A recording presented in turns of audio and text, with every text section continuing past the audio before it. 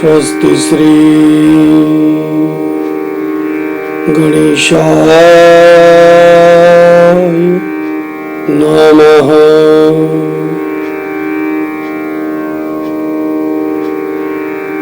श्री सरस्वत्यै नमः। श्री गुरुभ्यो नमः। ओम नमो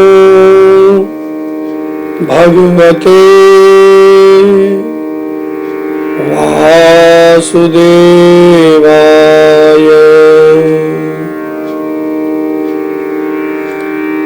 नारायणं नमस्कृत्य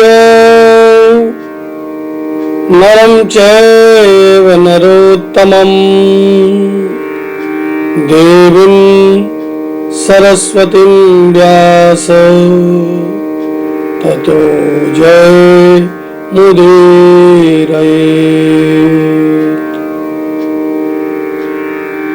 कृष्णाय वासुदेवाय हरये परमात्मने प्रणतक्लेशनाशाय गोविन्दाय नमो नमः। सच्चिदानन्दरूपाय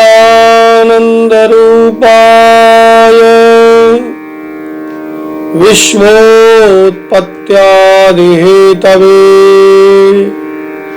तापत्रय विनाशाय श्रीकृष्णाय वयं नमः। बालकृष्ण लाल की जय। कार्तिक महात्मा की जय। जय जय श्री राधे। जय जय श्री राधे। जय जय जय जय जय जय श्री राधे श्याम। सभी को जय श्री राधे, जय श्री राम। दैत्य गुरु शुक्राचार्य ने बलि को बौने ब्रह्मचारी रूप में भगवान के आने का कारण बतलाते हुए कहा, हे राजा बलि, तुम्हारा राज्य प्राप्त करने के लिए ही अदिति के गर्भ से जन्म लेकर भगवान विष्णु इस रूप में तुम्हारी यज्ञ में आए हैं।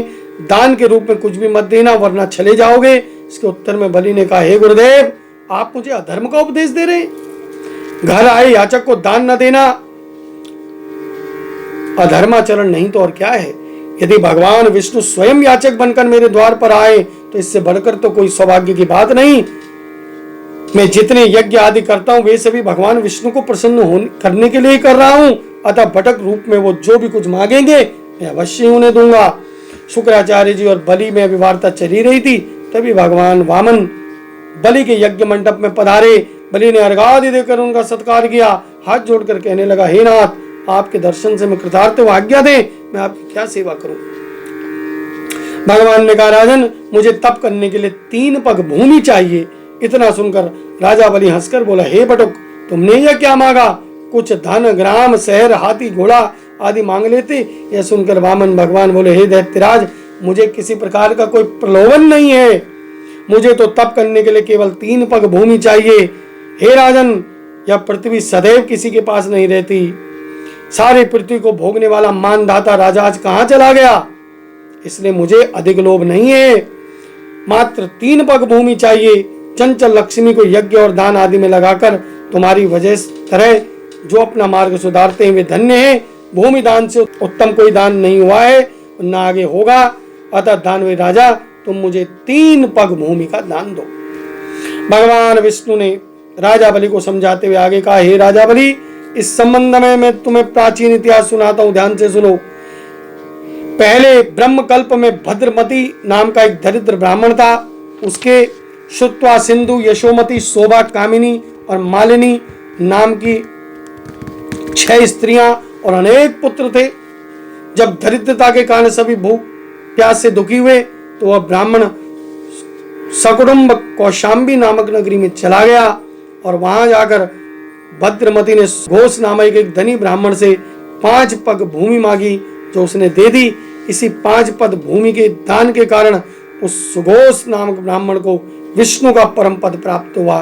तत्पश्चात एक अन्य ब्राह्मण के मांगने पर भद्रमती ने वो दान में दी हुई 5 पद भूमि उसे दान में दे दी।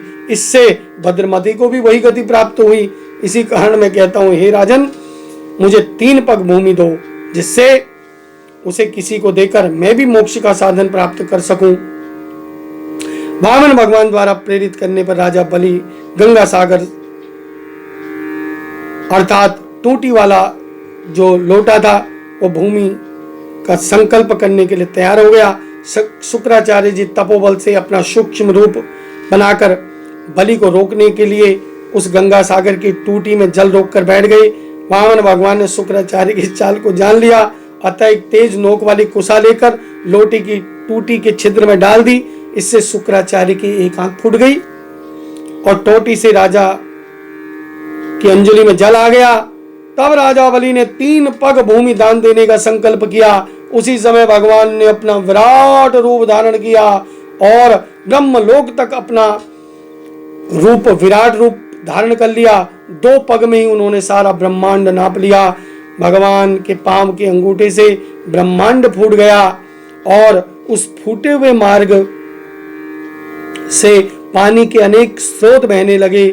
भगवान विष्णु का पैर उस जल से धुलता रहा।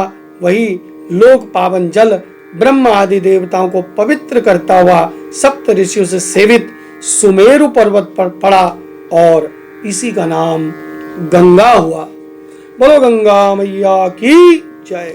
इस प्रकार पतित पावनी गंगा की उत्पत्ति हुई और भगवान के चरणों से हुई, जिसके स्नान तथा स्मरण मात्र से जन्म जन्मांतर के पाप नष्ट हो जाते हैं। यह दृश्य देखकर समस्त देवता ऋषि मुनि स्तुति करते हुए बोले, हे अनंत मूर्ति, जगत संचालक, परम पिता और सबके स्वामी, आपको नमस्कार है। इस प्रकार स्तुति सुनकर भगवान ने सब देवताओं को अपना अपना स्थान दिला दिया।